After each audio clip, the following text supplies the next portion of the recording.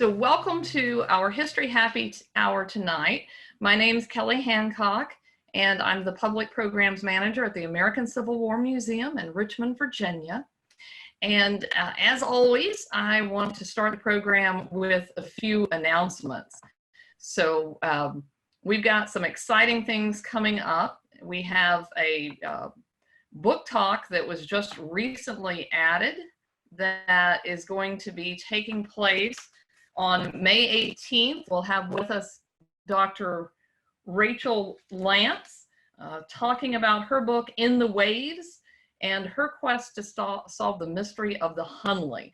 And this talk will be next Monday night at 6:30 p.m. Then on May 26th, we'll have the History Happy Hour. I think I do that almost every time. The History Happy Hour that was scheduled to take place in the Appomattox area. That will be on a Tuesday, and it is Such is War, the looting of Fredericksburg, and we'll have with us Beth Parniska from the National Park Service. And then on May 28th, which is a Thursday, we'll have our Foundry Series program on humans and the environment, and that will also take place at 6:30. We'll have with us Doctors Timothy Silver and Judkin Browning from Appalachian State University. And they have written a book, The Environmental History of the Civil War. So that's kind of what their talk will be based on. And then we'll end the night with a little bit of discussion. So those are all good things that we have coming up. And now what I want to do is introduce tonight's guest speaker. We are very honored to have with us Dr. Nicole Meyers Turner. She has focused her research on race, religion, and power.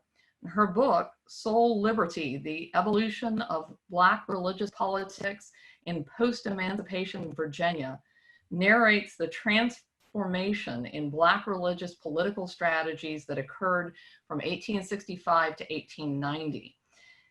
Dr. Turner earned her PhD and her master's in history with certificates in Africana Studies and college-level teaching from the University of Pennsylvania, her master's in divinity from Union Theological Seminary in New York, and her BA from Harvard College. And currently, Dr. Turner is Assistant Professor of Religious Studies at Yale University. So I'm going to turn the floor over to you, Dr. Turner. Thank you so much, Kelly. Thank you for the invitation to participate in this event and in coordinating this event. Thank you also to Stephanie Arduini for helping us together to get this together. I just want to make one quick correction. People often do this. I got my BA from Haverford College. Oh! But you know, Harvard is nice. Haverford is great too. And I also want to thank all of you for tuning in tonight to hear a little bit about Black churches and politics and emancipation. I hope you do have a beverage of choice, or at least in a comfortable space, because I'm going to be talking to you a little bit informally about the topic of my book, which is titled Soul Liberty, The Evolution of Black Religious Politics in Post-Emancipation Virginia. And as was already expressed in the introduction, it basically historicizes how Black churches became sort of sites of political mobilizing. And so it's my hope tonight to connect a little bit of some present day sort of well-worn narratives about Black church politics to the narrative that I develop in that text. And I'm going to ask a little bit of patience as I navigate the Zoom platform, because I prefer to show you some images and then to kind of talk to you without the images on the screen. And so that may take a little bit of navigating, but I would suggest that if you're able and you want to adjust your screen so that you can see both the PowerPoint slide and the speaker view, that might be useful. So, I mean, we're in a moment right now dealing with this COVID-19 pandemic where you've probably heard quite a bit about how African-American people and Black and Brown people in particular are being disproportionately affected by the COVID-19 pandemic. As part of what is keeping us from gathering together at the Capitol Ale House in Richmond, in downtown Richmond. But I'm glad that we could take this moment to center African-American people's lives and experiences that are often decentered. And I think that comes out in a lot of the conversations about COVID-19 and the disproportionate effects that Black and Brown people are suffering. But I also am glad that we got this time together that I'm imagining, I haven't seen the chat, but I know from participating in last week's presentation that folks are joining from different localities that may have had ready access to Richmond. And so in that way, this gathering brings us together across broader geographies than might normally have happened had COVID not sort of caused us to reach to the internet for our gathering. And for me, I think that brings up one of the themes that I'm going to be talking about a little bit later in my talk, and it has to do with the geographies of community building that Black churches established after emancipation. And so we'll get to see a little bit about how Black churches built new networks across political geographies, new sense of community in the aftermath of emancipation. But I wanted to start tonight with a bit more of a familiar, perhaps a familiar image of Martin Luther King kneeling in prayer. And he's flanked by Reverend Ralph Abernathy on his left and a couple of the ministers on his right. And you can also see that there are other protesters behind him. This is from a protest in Selma, Alabama on February 1st, 1965. And you may have seen this image in the last couple of years being associated with Colin Kaepernick's protest. Colin Kaepernick, the NFL player who was taking a knee in protest of police brutality against Black people. And this image was circulated as a reflection of this protest tradition, right, of sort of resisting violence and inequality and being linked to Colin Kaepernick. I'm showing it tonight because I think it also captures one of the sort of enduring narratives of the civil rights movement that focuses on the centrality of the Black minister, in this case, Martin Luther King, at the helm or at the very front of the political movement. And then in this particular image, we do have some representation of the protesters or other people who are participating in the protest movement, but I want to draw our attention to this particular narrative of Black ministers as being at the forefront of the political activity of Black people. And what I want to suggest is that in this story, we can also see some of the references perhaps even to the centrality of faith, right? The fact that they are kneeling in prayer as being another part of this narrative of Black religious politics and how ministers were at the helm. But I want to draw our attention tonight a little bit away from this particular narrative and to be able to share a little bit about how Black churches became the sites where political organizing and political efficacy could emerge. And so in essence, I'm going to ask the question, sort of where did a civil rights movement with preachers and activist church people come from? How did it emerge? And I'm going to focus on the development of Black churches and associations right after emancipation, up until the Readjuster Movement in the late 1870s. And this is an important story because I think it helps us to understand the context out of which Black people became active in the electoral sphere of politics. And it's also a complicated story because there was no single political strategy or approach that Black people used in pursuit of making freedom meaningful. Of course, free and freed Black people shared a desire to make freedom meaningful, but the actual strategies that they used differed. And I would say that it was even trickier in the post-emancipation landscape, where they had to develop alliances with former Confederates, and they had to sort of initially even make the case for their own participation in electoral politics. And so it's my hope that through exploring this complicated and important story, that we'll be able to have a more nuanced view of Black religious politics, both in the period of emancipation and by extension today.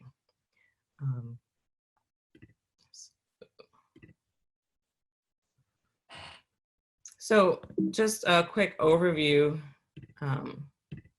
of tonight.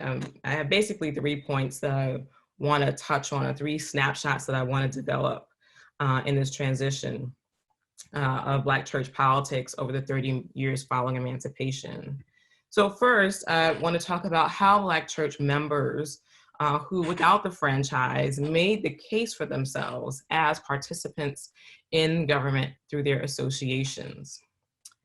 Second, I want to talk a little bit about how gender roles, how ideas about men and women's roles in churches and in ministry were developed, and how women became in some ways less visible, and in some ways their power more limited in the churches. And then finally, I want to talk a little bit about how church association networks became central to the political engagement in the Readjuster movement, or at least they became of central interest to the leaders of the Readjusted Movement.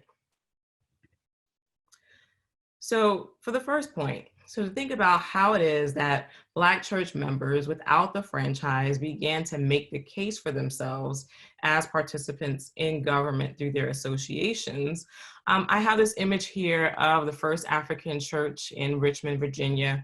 This image is from 1874, but it's a representation of the ways that we can think about Black churches and Black church associations as places of gathering. And in this case, you see a pretty well packed out church. And so that is part of the landscape, but we can also think about this as representative of the church associations that they formed, that free and free people formed after emancipation. And in this moment, right after emancipation and right after the Civil War ended, free people were freed with nothing but freedom. And they had churches and they had their sort of family and social networks, but they were in the position of initially starting these associations and annual associations and conventions, which were basically annual meetings of delegates from the various churches. And they used these for strengthening their communities. These associations were largely regional gatherings, as was the case of the Colored Shiloh Baptist Association, which was one of the very first to emerge. And a lot of times when they started, they would start with 4 or 5 churches and a few delegates to that meeting. But by the mid to late 1880s, some of these associations had upwards of 50 or 60 churches and tens of thousands of members being represented at these associations. And so we can come to understand how these associations grew in the numbers of people that they engaged and in the geographies that they covered. As I mentioned, many of them were regional associations that reflected the challenges of having people gather from across the state. So sometimes they would sort of gather into these smaller, more regional associations so that people could more easily travel to them regularly. But in 1868, the Virginia Baptist State Convention was formed as a state level organization that could sort of bring together all of the regional associations and form an even broader network of Black Baptists. And so in addition to the development of these networks of the churches through the associations, the works that the associations carried out reflected the political importance that they had. So the members of these associations in the 1865, 66, 67 didn't have voting rights, but they used their conventions as a way to make the case for their political participation. And so one of the things that these associations were making the case of their participation, even though scholars have long argued that it was through the churches and these conventions that Black people developed the organizing and speaking and political organizing skills that they use in the political sphere. But and you can't doubt that, right? I mean, these associations, these gatherings definitely helped develop public speaking skills, planning skills, where you think about these associations where they would sometimes negotiate basically travel discounts on the railways so that people could come to the conventions and pay just a little bit lower fare to participate. So they definitely developed some of these skills, or used some of these skills in planning and participating in these meetings. But I think it's important, really important, to acknowledge and to take seriously that the people in these associations actually said, no, we have the skills and ability to participate in broader electoral politics. We have the skills and ability to run our own associations. And they made this clear in their minutes, where they would say, we are the people who are best qualified to serve and to help free people in this particular moment. And I would further argue that they made the case for their skills by virtue of their organizations, by virtue of the ways that they created their associations. They wrote their constitutions. They had regular meetings with regular elections, and they debated the ways that they would sort of carry out their elections. They published their own minutes. This is how I'm able to sort of uncover this story, because they have decades of minutes where they published what their proceedings were like. And so in this way, they were able to make this case that they were the people most able to take care and represent their own political needs, and they were the ones best able to aid the free people. And so it's through their very organizational structures that they made the case for their political participation. And this brings me to my second point about the ways that gender roles became hardened. And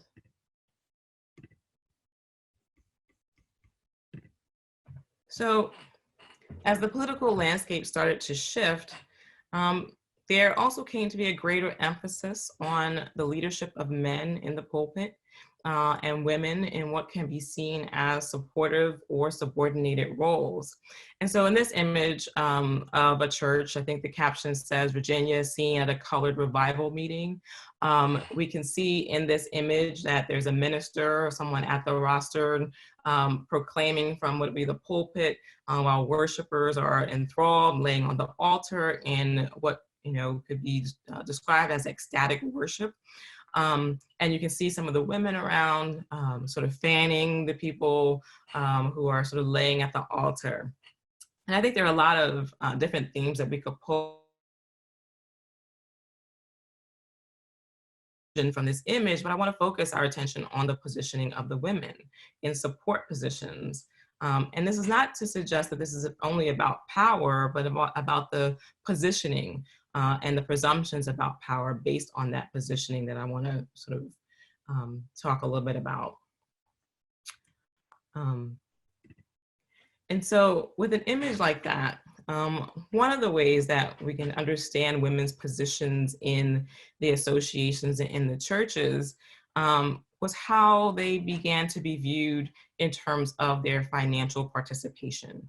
One of the things that jumps out in the minutes of the conventions is that in the beginnings, there were no women present in the and as delegates or as elected executives of the conventions. They would have been present in the meetings as observers. And one of the things that we can know from those minutes is that women were present as financial donors. In fact, this is one of the ways that women first become acknowledged in these associations. And in fact, there was one woman who was the wife of one of the ministers, Mrs. Richard Wells, who was initially recognized in one of the associations for her gift of a golden coin. And this, after her initial recognition, she appears in a few other years of the associations, and then you start to see other women being recognized for their, what became known as their sacrificial giving. And so we can start to see that Black women's placement in the power and the politics of these conventions started through their financial contributions to the associations. And then you start to see them being present on things like the hospitality committee, where you would expect, based on sort of gendered paradigms, for them to be present because of the need to provide housing and food and things like that. You start to see them being present on some of the education committees and things like that. But initially, they're first recognized for their financial contributions and for their sacrificial giving. And this was just one of the areas where we can start to see the sort of positioning of women within churches. But you can also start to see, at least in the case of one particular church, how women's power and placement starts to be circumscribed a little bit. And this is in the particular case of Guilford Baptist Church in Petersburg, where when I was looking at the church's handling of discipline cases, one of the things that emerged was a pattern of the ways the church would deal with unwed pregnancy. Initially, they would deal with cases of unwed pregnancy where a woman who was found to be pregnant out of wedlock would have been, brought before the disciplinary board of the church and expelled from the church for a period of time before she could be readmitted.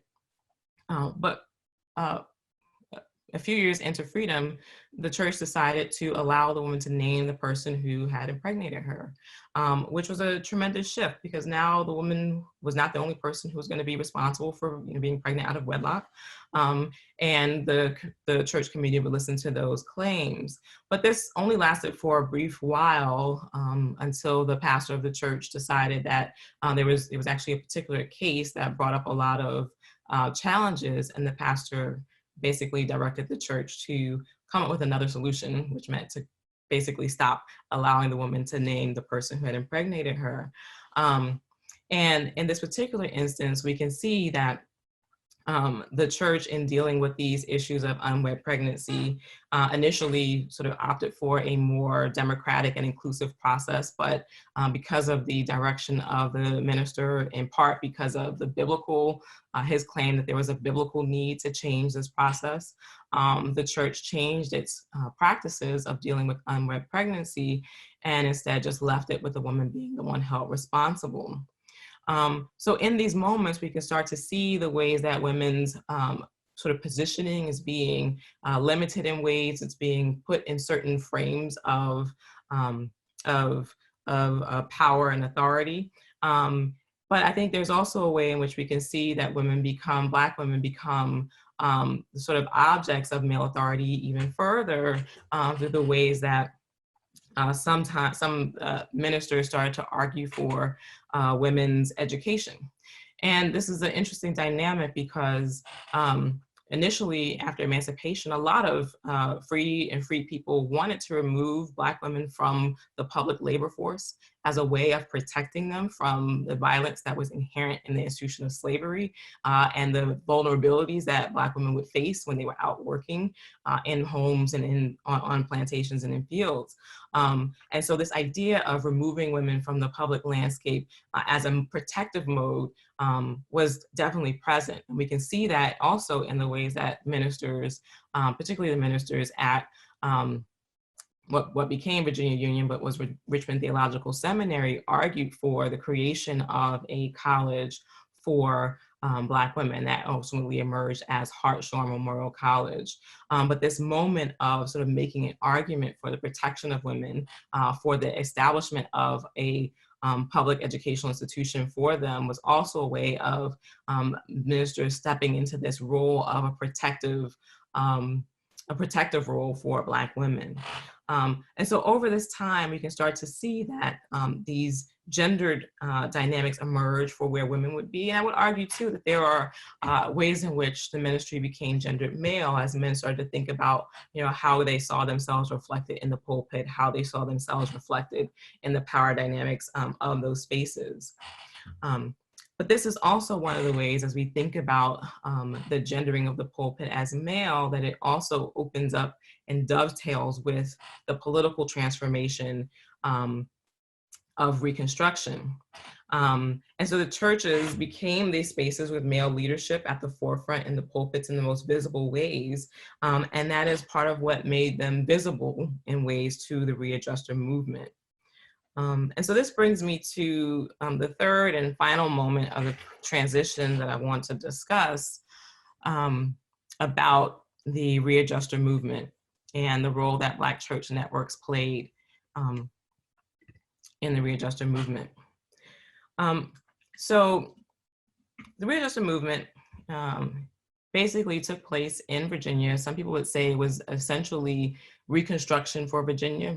Virginia went back under conservative control relatively quickly in the landscape of Reconstruction politics. So by 1870, Virginia was back admitted to the Union with largely conservative leadership. And so there hadn't been the same kinds of Reconstruction processes that you saw in a place like South Carolina.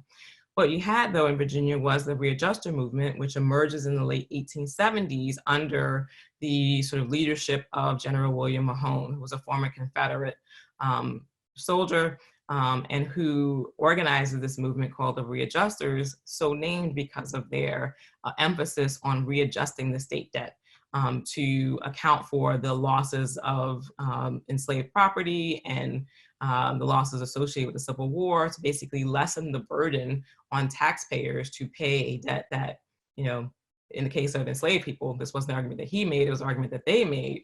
In the case of enslaved people, a debt that they didn't create, but a debt that was basically hindering things like education and some of the other things that the government would need to pay for. Now, Mahone is a fascinating figure because in this Readjuster movement, he was able to build a biracial coalition that basically threatened the Solid South. This is one of those fusion movements, a precursor of populism that basically brought together Black and white people into this third-party movement where they were able to get control of the legislature and control of the governorship. And it's a story that is often told from the perspective of William Mahone. But I suggest that this is actually a story that we can better understand if we look at it from the perspective of Black people and Black churches. And in part, this is because if we think about one particular moment for William Mahone in 1883, where he attempted a canvass of Black churches.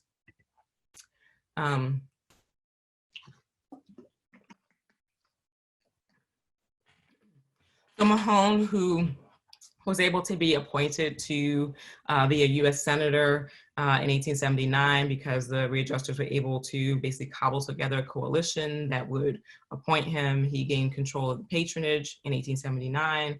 1871, they gained control of the governorship when William Cameron was elected.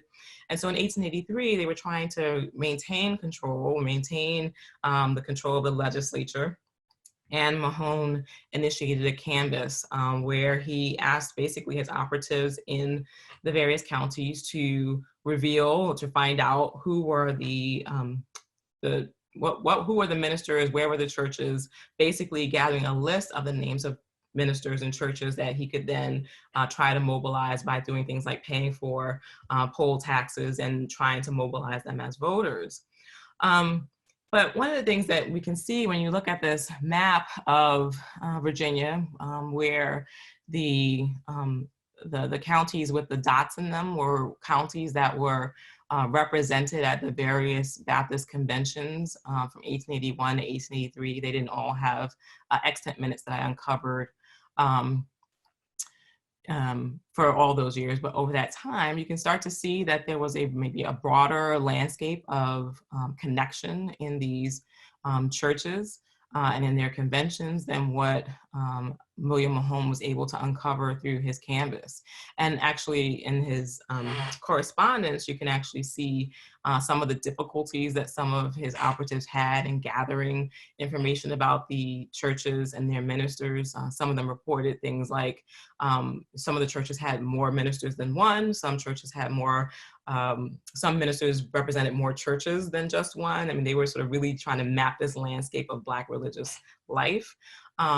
But the thing that probably stood out the most in these records was when one of his operatives basically sent him the page from the journal of that regional convention for that year and said, here is everything you want to know, right? About the ministers and churches. And so in that way, it sort of reinforced this idea of the ways that Black churches had already built these very broad networks, that they already documented their connections. And something that's not really evident from this particular map is the way that these networks were built over years, right? So the outline just represents a one-shot time snapshot of what these conventions were, what the landscape of Black religious politics might have been in 1883, but those counties with the dots reflect years and years and years of meeting in some instances of these networks.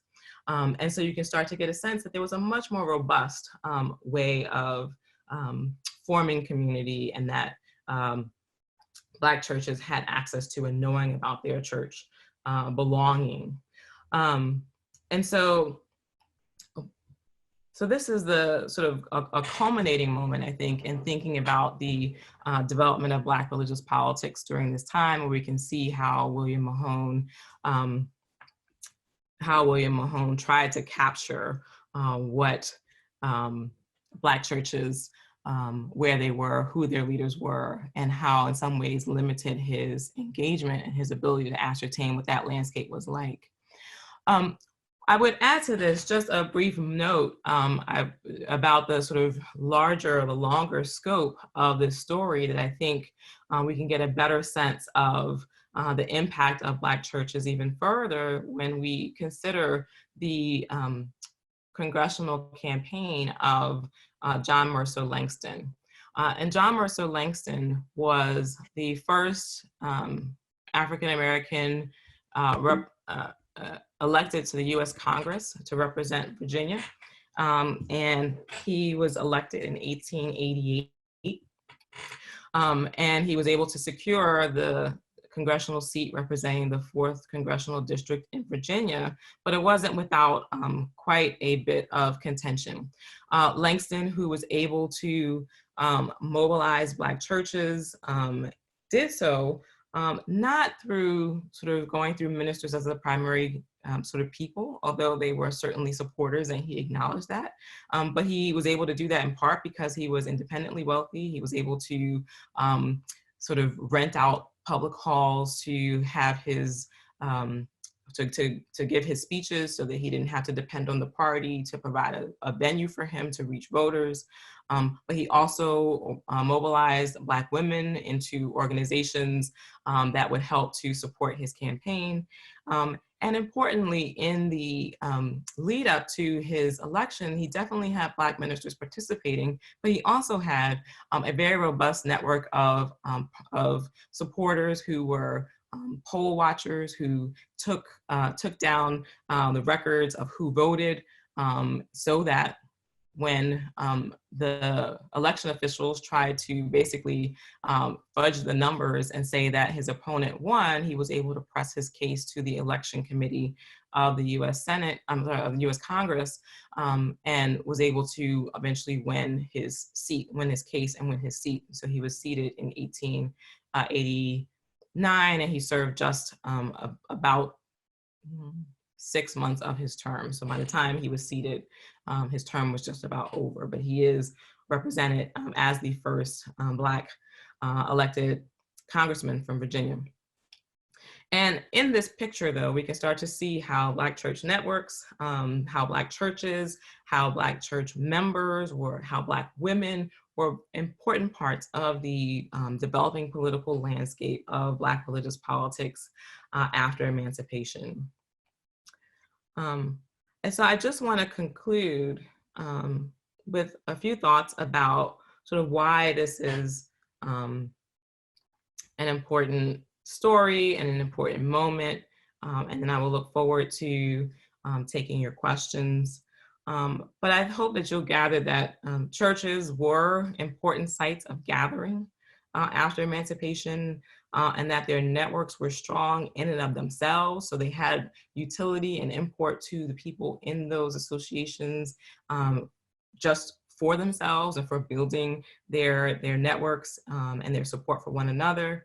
And that they were also, as has already been said, that they were sites for building skills and for developing robust networks. I hope also that we will see that political attempts to capitalize on those networks were limited in relationship to the depth of those convention networks and what they represented to the community, what they knew about themselves, and ultimately what they were able to mobilize. I hope also that we'll see that gender roles were evolving and at times created spaces for Black women to participate, and at other times limited their participation. But ultimately, we can start to see this moment of gendering of ministry where men and women have particular places within Black church communities as a historical development, not as a sort of fixed fact.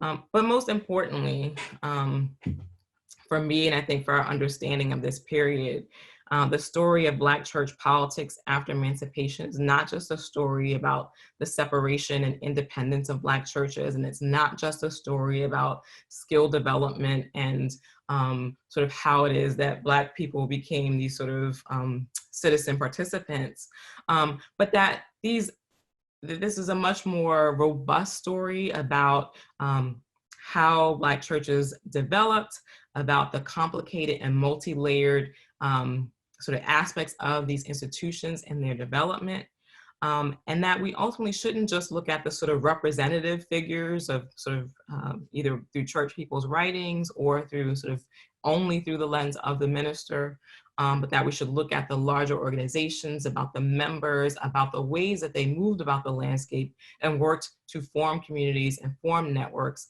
and then to be engaged in the political landscape of Reconstruction. And I would, venture to say that we can also think about that a little bit in today's landscape. So I'm, again, really glad that you took some time to hear a little bit about Black religion politics. I'm really excited to hear your questions and your thoughts. And I'm going to turn it back over to Kelly, and we can start fielding some questions. Thank you.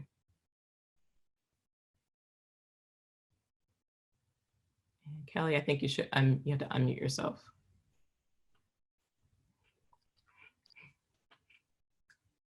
Oh, Kelly, I can't hear you. You have to unmute.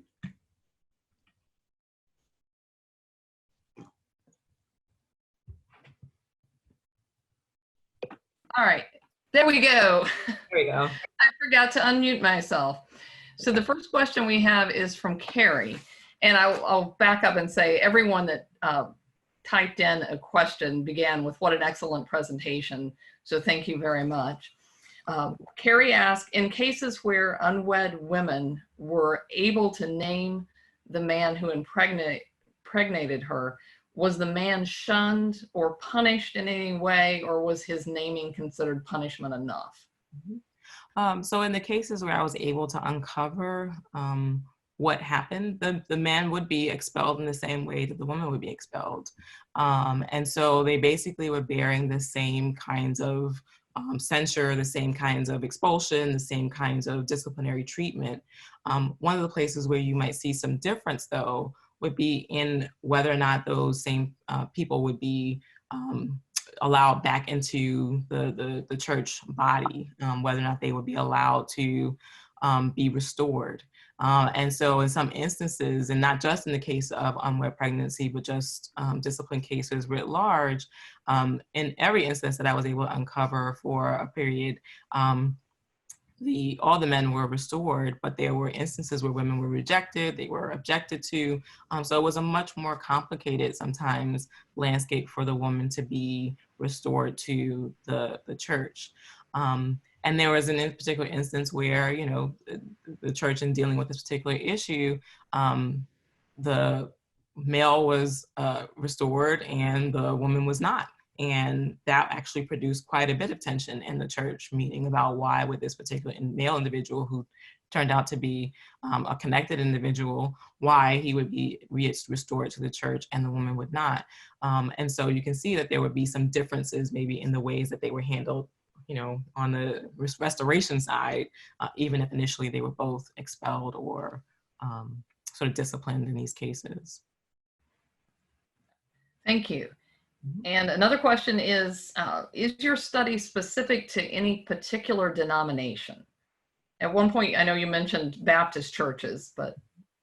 Yes, and so my study actually covers Baptist churches, Episcopal churches, and the Reformed Zion Union Apostolic Church, a holiness church, all of which had a presence in the South Side of Virginia, which is kind of how I came across these different churches. So it's not just focused on the Baptists, although they are a significant part of the story, but they're also Episcopal, the Black Episcopal Church of St. Stephen's in Petersburg, and then also, like I said, the RZUA Church, which is in the south side of Virginia and parts of North Carolina.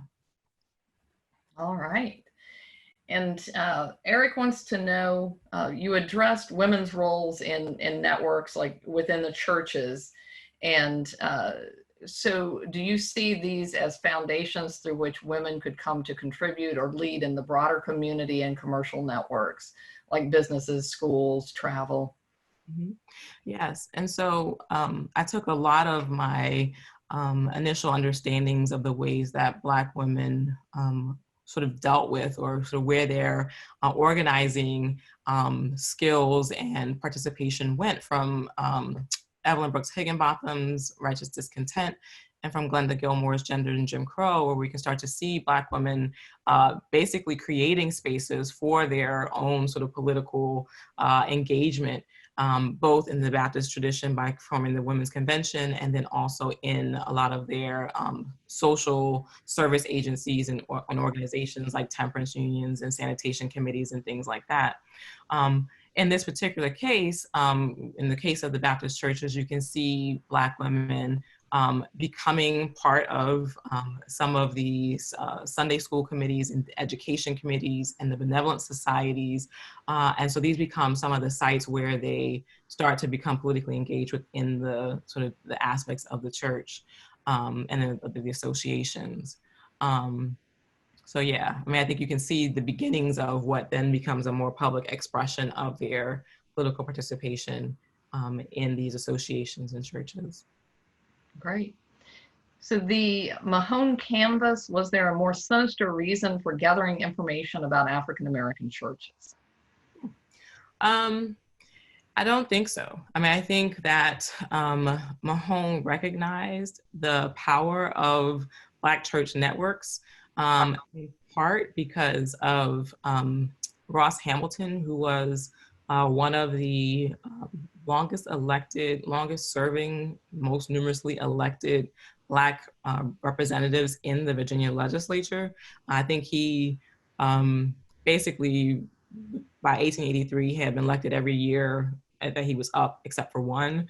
And so, and his connections were very deep in the Baptist churches. And I think Mahone, who had, certainly by observing Ross Hamilton, but also he had been, you know, sort of suggested to a few times that he should think about looking at the Black churches as a way of mobilizing voters before he actually undertook the canvass in 1883. I think he was really trying to solidify this coalition of Black and white voters, and the way he realized he could do that even more strongly by trying to mobilize through Black churches. So I don't think he was sinister at all. I think he was just trying to build a political coalition that would be even more robust. All right. So could you say a little bit about what drew you or led you to this research? And then also, are there aspects of your projects that you see as corrective or complementary existing dominant accounts, literature about the topics you explore during this time period? Thank you. So what drew me to the topic, I feel like that's a really long story, a long-standing interest in thinking about Black religion and politics. And so it's this question that I had, and it's also the marriage of question and method, because I think I've looked at various instances of Black religion and its political efficacy at practically every phase of my own educational trajectory. And so, you know, from looking at the role of religion in slave rebellions to looking at the role of religion in the civil rights movement, and using different methods to study these questions of religion and power.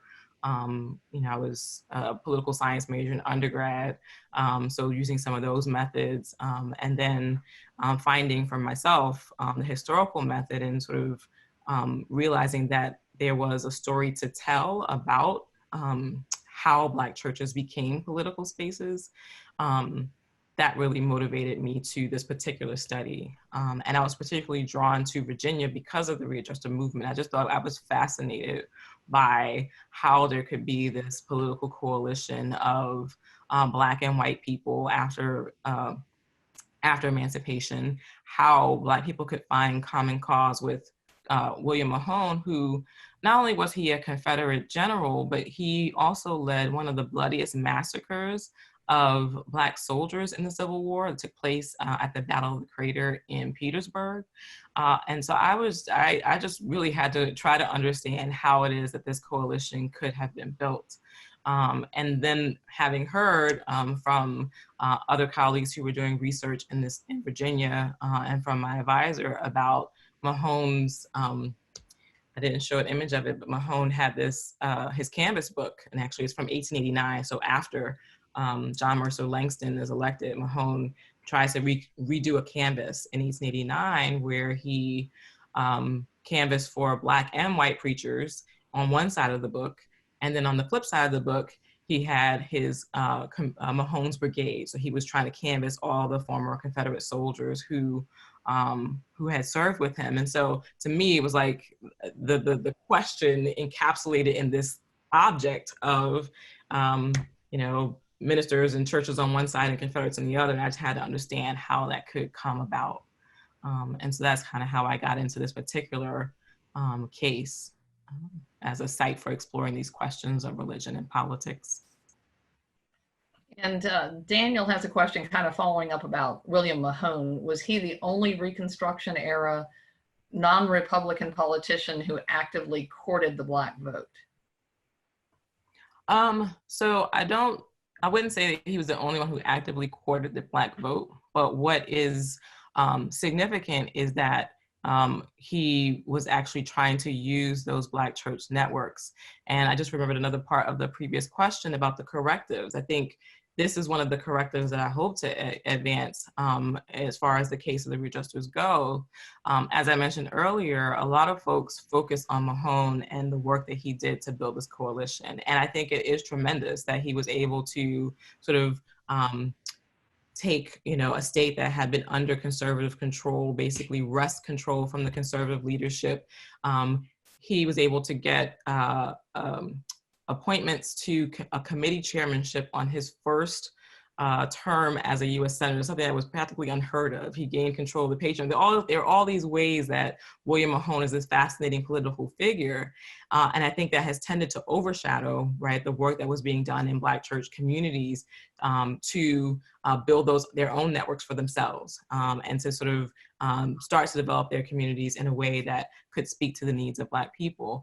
And so in that way, yeah, he, you know, tried to mobilize using the churches. And for me, that's a launch point to talk about what Black churches were in fact doing for themselves and building their networks to serve themselves and their community. Great. And Kara has a question about Black churches and private schools in southern cities. She says there are more often white churches with private schools than Black churches with private schools. And considering the level of impact that the Black church had post-emancipation and even post-civil rights, where were the schools? This is a really great question. And when we talk about private schools, I'm not sure if the question is specifically thinking about sort of secondary education or post-secondary education. But one of the things that starts to happen, well, first I will say that Black people and Black churches established, you know, primary common schools early on after emancipation. So Black people and Black churches were on the landscape of education. They were carrying out a tradition of supporting Black education immediately at the moment of emancipation. So there is that. But then also, one of the things that starts to emerge around the same time as Mahone's canvass in 1883 and the sort of rising of the Readjusted Movement are the establishment of independent Black schools. And so one of the tensions in the Virginia Baptist State Convention was about creating its own seminary or its own school to educate Black people, and they ended up splitting, and one fraction of that convention formed Virginia Seminary in Lynchburg. And there are other stories of Black churches establishing basically secondary education, sometimes in collaboration with white churches. So you have schools like St. Augustine's in Raleigh, North Carolina, that was established through the Episcopal Church, the AME Church, to establish some schools further in the South. So there are secondary educational institutions that were established either by Black churches or Black people in concert with white missionaries. Another example would be a school like St. Paul's College down in Lawrenceville, Virginia, in Brunswick County, which was established by a Black Episcopal priest, James Solomon Russell, who established the school in about 1882 or 3, I think. And that school was extant up until 2014. I think that was the year. And then, because of lack of funding and, just a lot of different forces, that school was closed. But there were, Black schools, independent Black schools established by some of the churches. I think what the question also points to, though, are the issues around funding, and that there are also calls for churches to be more supportive of some of the extant and the remaining Black schools and the Black HBCUs, because I think those, I'm thinking about the work of Mary Beth Gassman and Valerie Lundy Wagner, who write about, they wrote an article about the need for there to be more support of the HBCUs by Black churches. But they certainly were present in the early landscape, and Black churches, certainly played a role in establishing secondary educational institutions. I think it's a contemporary question about funding and how those institutions are able to survive on the current landscape that we probably should be thinking about.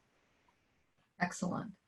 So Chris wants to know, from a bureaucratic perspective, did the Black associations differ in any way from the pre-existing white associations within the Baptist Church? Mm-hmm. And how does George Freeman Bragg fit into this story? So bureaucratically, a lot of what the Black churches were doing, they were being done in the white churches as well. So if you think about having a constitution, a lot of the constitutions, they had the constitutions in the white churches and the white associations as well. If you think about discipline meetings, they had discipline meetings in white churches as well.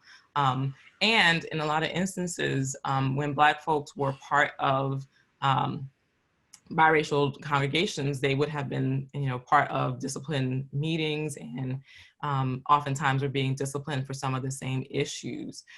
So a lot of what they were doing was reflective of and parallel to what was happening in the white associations. I think the major distinction is they were administering it themselves. And in some instances, this was because white associations didn't want Black members anymore. I mean, so when we talk about, this narrative of Black people separating, there was also, some of them being pushed out of these white associations, and they were able to carry on nonetheless. So I think that is, there's that.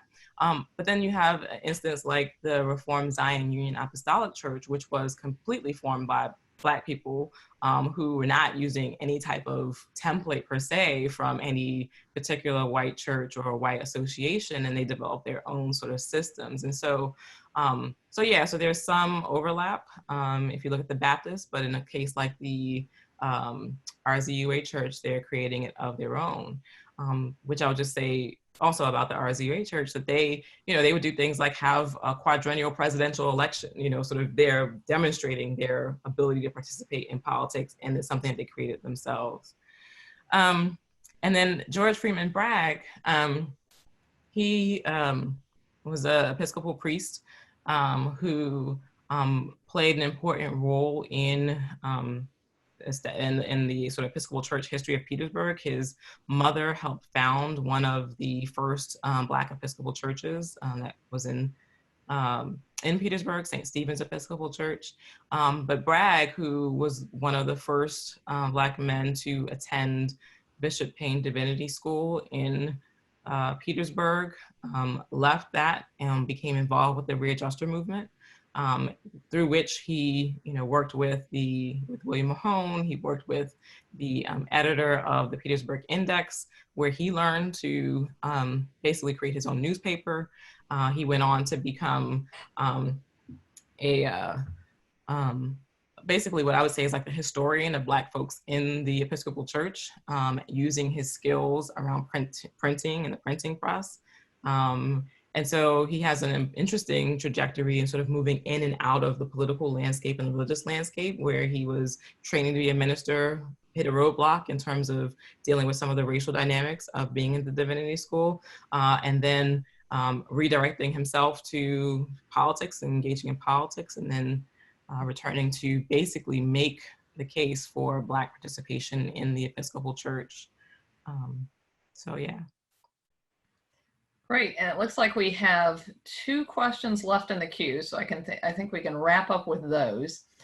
How central was theological debate to the formation of these post-emancipation religious politics? Mm-hmm. This is such a good question, because I think one of the limitations of the minutes that I looked at is that you don't get a robust sense of the theological debates that may have been taking place. You get little hints about maybe sometimes concerns about the pedo-Baptists, right? That they were trying to sort of establish boundaries between what, you know, I guess proper or traditional Baptists would be and what the pedo-Baptists would be in the Baptist conventions. Or in the case of Guilford Baptist Church, for example, some of the conversation was about, you know, in sort of dealing with this question of how to handle these questions of unwed pregnancy, arguing that it was unscriptural to go through this process of allowing women to name who impregnated them, sort of hints at a way of reading the Bible and a way of thinking about the theology and the theological implications of kind of adjudicating disputes in this fashion. But there's not a robust record in the sources that I looked at on the sort of theological landscape. Another work that I think does a really good job of sort of looking at some of those theological questions would be Matthew Harper's End of Days, where there's a much more sort of tuned sense of looking at the sort of theological questions around Exodus, around Jubilee, around these different sort of theological concepts and how they influence the politics on the landscape. All right, and one last question from Adam. How were Black women involved with electoral politics? How did they directly influence state politics? And did women push for the vote at all for themselves? What about female suffrage? Mm-hmm. Such a good question. And so one of the things that's really interesting about this moment is that even though Black women didn't have the right to vote in so this post-emancipation moment, and even as the 15th Amendment is passed and Black men get the vote, Black women are participating in both the conversations that were happening around politics and being present at the speeches that were being given, being part of organizations like John Mercer Langston's Invincibles, where they're sort of helping to facilitate participation. He has a really great quote in his biography where he talks about the ways that women helped men participate. So he puts it in a kind of cheeky way, but basically if a man was not able to read, oftentimes his wife or his daughter who would help him sort of navigate in the case where he had to do that in order to vote properly. He also sort of indicates that they use other social pressures to get men to vote the ways that they should. But also, I mean, Black women are present oftentimes as a military phalanx, sort of going to the polls with Black men, sometimes carrying weapons to help defend them as they were going to participate in voting. So even as Black women didn't have the vote per se, they participated in the process, both the conversations and also facilitating Black male participation. And yes, women did argue for the vote for themselves. I mean, this is one of the debates that emerges right after emancipation as the Equal Rights Association and is sort of having its debates about whether or not to pursue how to pursue advocating for voting rights for men, for Black people and for women. And Black women are really at that intersection, right, of being Black and woman and requiring the right to vote. And so there were women who argued that they should have the right to vote, like Sojourner Truth, who makes a very powerful case that she is as much man as any man in terms of doing the same kinds of work and needing to be able to represent her own rights and interests. So yeah, Black women did make the case that they should have the right to vote, should participate in electoral politics for themselves. I will also say though that there are women who in the context of the political landscape understood, and I think the sort of politics somewhat demonstrates this, that there was an idea that, you know, and sort of feeding into this idea that, you know, Black men's vote wasn't their vote alone, right? And so they had to reflect the interests of women as they were participating in the electoral politics. So yes, Black women pursued rights for themselves and held Black men accountable to representing their interests. Great. Thank you. Fascinating talk, fascinating topic. And can you remind everyone of the name of your book again, in case people are interested to purchase it? I sure can. Thank you so much for asking. So again, the title of my book is Soul Liberty, The Evolution of Black Religious Politics in Post-Emancipation Virginia. It's available from University of North Carolina Press. And if you go and check it out now, you can get a 40% discount. And you can use the code 01DAH40 to obtain that discount. So I hope you'll check it out. Great. And thank you everyone for participating tonight and for asking such great questions. And I hope to see many of you back next Monday night. So everyone have a great week. Stay safe.